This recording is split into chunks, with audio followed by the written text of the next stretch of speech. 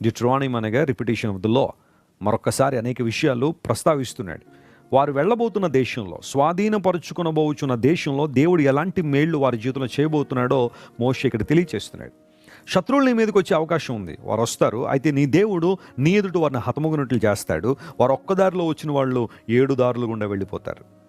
అంటే అక్కడ దేవుని ప్రజలకు దేవుడు ఇవ్వబోతున్న విజయం ఎంత గొప్పగా ఉంటుందో మోషే మాట్లాడాడు. నిజమే, మన దేవుడు మనకి విజయాన్ని ఇచ్చే దేవుడు.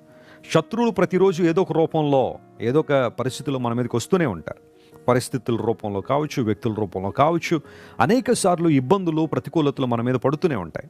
అయితే దేవుని వాగ్దానం ఎంత గొప్పదంటే, నీవు దేవుని యందు విశ్వాసం ఉంచినప్పుడు, ఆయనలో నువ్వు స్థిరపడినప్పుడు, ఆయనలో బలంగా నువ్వు నిలబడినప్పుడు శత్రువులు నీ మీదకి రావచ్చు. శత్రువులు రారని బైబిల్ చెప్పలేదు. కానీ వారు నీ దగ్గరికి వచ్చిన విధానం ఒకటైతే, నీ నుండి పారిపోయే విధానం మరొకటి. 7 మార్గాల గుండా వారు పారిపోతారు.